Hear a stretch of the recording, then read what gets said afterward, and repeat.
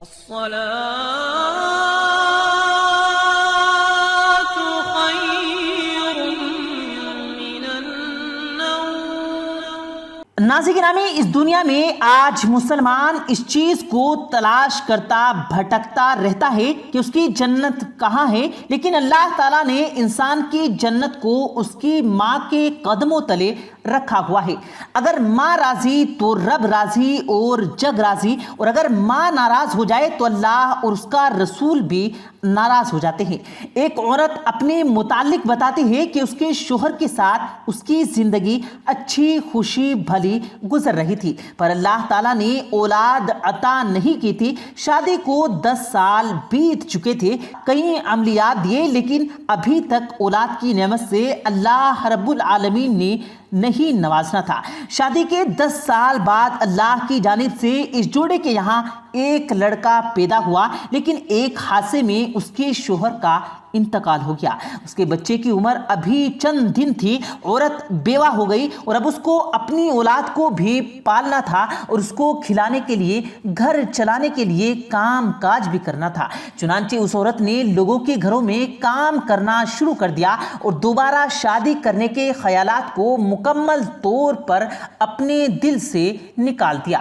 کچھ وقت گزرا تو لڑکا اب بڑا ہونے لگا، پڑھائی لکھائی میں اس کا دل نہیں لگتا تھا۔ اب کچھ اور بڑا ہوا تو وہ آوارہ ہو گیا، یہاں تک کہ آہستہ آہستہ ماں کی ہڈیاں کمزور ہونے لگی اور کام کرنے کی ہمت بھی ختم ہو گئی۔ اس لڑکے نے پڑھائی مکمل طور پر چھوڑ دی تھی۔ ماں نے سمجھایا کہ اب تم کوئی کام کاج کرو، میری عمر ڈلتی جا رہی ہے، میری ہڈیاں کمزور ہو گئی ہیں، اب یہ ذمہ داری تمہاری ہے کہ تم کما کر لاؤ، مجھے بھی کھلاؤ اور خود بھی کھاؤ، اور میں انہی پیسوں سے گھر کو چلاؤں گی۔ ماں یہ دعا کرتی رہتی کہ اے مالک، میرے بیٹے کو سلامت رکھنا اور اس کو اچھا روزگار عطا کرنا۔ بیٹا صبح سویرے گھر سے نکلتا، نوکری تو نہ ملتی، لیکن وہ باش لوگوں کے ساتھ اس کا تعلق بننے لگا۔ لڑکا ماں سے یہ کہتا کہ میں کام کی تلاش میں جا رہا ہوں، لیکن سارا دن سڑک پر ان آوارہ لوگوں کے ساتھ رہتا تھا، ان کے ساتھ شراب پیتا، جوا کھیلتا۔ ماں بے بس تھی، بیٹے کے حق میں دعا کرتی اور چپ ہو جاتی۔ لڑکے کا روز کا یہی معمول بن چکا تھا کہ روز صبح گھر سے کام ڈھونڈنے کا کہہ کر نکلتا اور شام کو خالی ہاتھ گھر واپس لوٹ آتا۔ لیکن ایک دن ایسا ہوا کہ لڑکا رات گئے واپس نہیں آیا۔ اگلے پہر ماں کے ذہن میں یہ خیال آیا کہ شاید میرے بیٹے کو کوئی کام مل گیا ہے اور وہ مزدوری کر رہا ہوگا۔ لیکن جب رات کے پچھلے پہر لڑکا گھر واپس آیا، ماں مصلی پر بیٹھی اپنے بیٹے کے لیے دعائیں کر رہی تھی۔ بیٹے نے شراب کی حالت میں کہا کہ ماں مجھے کھانا دو۔ ماں نے جب یہ سوال کیا کہ تم اتنی دیر سے واپس کیوں آئے ہو، کیا تمہیں کوئی کام مل گیا ہے، تو اس نے کہا کہ نہیں، مجھے کام نہیں ملا، مجھ سے زیادہ سوال مت کرو، کھانا ہے تو دے دو۔ ماں نے کہا کہ بیٹا، میں تیرے انتظار میں بھوکی بیٹھی تھی اور تو نے مجھ سے میرے حالات بھی نہیں پوچھے۔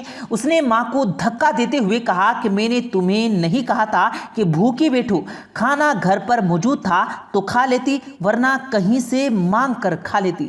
جب ماں کو دھکا دیا تو ماں کا سر دیوار سے لگا اور بیٹا باہر نکل گیا۔ اسی وقت ماں کے دل سے آہ نکلی کہ اے مالک، میں نے اس کے لیے اپنی جوانی وقف کر دی اور پال پروس کر بڑا کیا، لوگوں کے گھروں میں کام کیا، اور آج یہ مجھ پر ہی ہاتھ اٹھا رہا ہے۔ ماں کے دل سے جب یہ آہ نکلی تو عرش تک پہنچ گئی۔ ہوا یہ کہ ماں گھر سے نکل گئی اور اہل علاقہ کے رحم و کرم پر رہنے لگی، یہاں تک کہ انہی سے کھانا لے کر کھاتی اور کسی کے گھر پر رات گزار لیتی۔ یہ لڑکا جو تھا اس نے علاقہ چھوڑ دیا تھا، لیکن کام پھر بھی نہیں کرتا تھا۔ ایک لڑکی کے ساتھ اس کی شادی ہوئی اور یہ زندگی بسر کرنے لگا، لیکن کام کاج کرنے کی وجہ سے ہمیشہ گھر پر کبھی رزق کی شکایت رہتی۔ لڑکی اپنے والدین سے پیسے لا کر گھر چلا رہی تھی، اس کے ساتھ روزانہ کی بنیاد پر لڑائی ہوتی رہتی۔ اچانک ہوا یہ کہ اس شخص کے باہوں میں درد اٹھنے لگا۔ درد اتنا زیادہ تھا کہ نہ یہ چل سکتا تھا، نہ یہ بیٹھ سکتا تھا، اور نہ ہی لیٹ سکتا تھا۔ علاقے کا کوئی بھی ڈاکٹر، کوئی حکیم ایسا نہیں تھا کہ جس کے پاس یہ نہ گیا، لیکن کسی کو سمجھ نہیں آتا تھا کہ آخر اس کا مرض کیا ہے اور اس درد کی وجہ کیا ہے۔ پھر ڈاکٹر نے بتایا کہ پاؤں کی انگلیاں کاٹنی پڑیں گی، ان میں زہر پھیلتا جا رہا ہے۔ اس شخص نے چاروں چار ڈاکٹر سے یہ التجا کی کہ میرے پاؤں کی انگلیاں کاٹ دیجئے تاکہ شدید درد سے اور کھرراہٹ سے میری جان چھوٹ جائے۔ پاؤں کی انگلیاں کاٹ دی گئی۔ کچھ روز بعد درد پھر سے اٹھنے لگا اور اب یہ ٹانگ کی طرف آنے لگا۔ ڈاکٹر نے کہا کہ دراصل اب یہ تمہارے پاؤں کا زہر انگلیوں سے نکل کر پاؤں اور پاؤں سے نکل کر ٹانگ تک پہنچ چکا ہے، یہاں تک کہ اس کا پاؤں کاٹ دیا گیا اور پھر اس کی مکمل ٹانگ بھی کاٹ دی گئی، لیکن درد ایسا تھا کہ یہ نہ ختم ہونے کا نام نہیں لیتا تھا اور نہ ہی کم ہوتا تھا، یہاں تک کہ اس شخص کی موت بھی اسی درد کی وجہ سے ہو گئی۔ لیکن اس کے بعد جو انجام ہوا وہ انتہائی خوفناک تھا۔ اس کی لاش کے اندر سے بدبو آنے لگی اور لاش کے اوپر کیڑے آنے لگے۔ لوگوں نے اس کو نہ تو غسل دیا اور نہ ہی اس کی نماز جنازہ پڑھائی، بلکہ اس کو اٹھا کر کوڑے کے ایک ڈھیر میں پھینک آئے، جہاں مزید کیڑے اور ایسے اشرات موجود تھے جو اس کی لاش کو کھانے لگے، اور وہ ایسا خوفناک منظر تھا کہ جو کوئی اس کے قریب سے گزرتا تو ڈر جاتا، اور بدبو کا عالم یہ تھا کہ کئی کلومیٹر تک اس کے قریب سے نہ گزرتا تھا۔ آخر کار اس کی لاش کو اٹھا کر ایک گڑھا کھودا اور اس میں ڈال کر اس کے اوپر مٹی ڈال کر اس کو بند کر دیا گیا، اور اس کی نہ تو نماز جنازہ پڑھی گئی اور نہ ہی غسل دیا گیا اور نہ ہی مسلمانوں کے طریقے سے اس کو دفن کیا گیا۔ وجہ صرف ایک تھی کہ شخص نے اپنی زندگی میں اپنی ماں کی نہ صرف نافرمانی کی بلکہ ماں پر ہاتھ اٹھایا اور ماں سے بدتمیزی کی اور ماں کا ادب نہیں کیا، اور ماں کے دل سے ایک آہ نکلی کہ مالک، میں نے اپنی ساری زندگی اپنی اولاد کے اوپر وقف کر دی اور آج یہ اولاد مجھ پر ہاتھ اٹھاتی ہے، مجھ سے اونچی آواز سے بات کرتی ہے، مجھ سے بدتمیزی سے بات کرتی ہے۔ پھر اللہ رب العالمین نے اس شخص کا جو انجام کیا وہ آپ کے سامنے ہے، اور اس کی ماں وہ فوت ہو گئی اور اپنے بیٹے کا یہ حال نہ دیکھ سکی۔ اگر ماں زندہ ہوتی تو یقیناً وہ اپنے بیٹے کے اس حال کو دیکھ کر تڑپ جاتی۔